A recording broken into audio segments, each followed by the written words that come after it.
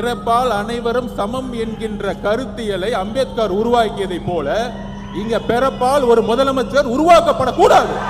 தமிழகத்தை ஆள வேண்டும் என்றால் ஒரு கருத்தியல் தலைவர் தான் ஆள வேண்டும். 2014 ஏன் பிஜேபி வெற்றி பெற்றது?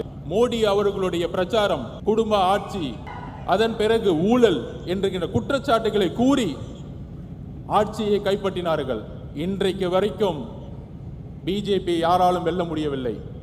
அதே போல்தான் தமிழகத்தில் ஊழல் என்கின்ற ஒரு விஷயத்தை ஏன் உருவாக்க மாட்டேங்கிறோம்? மன்னராட்சி தான் இங்க இருக்கு.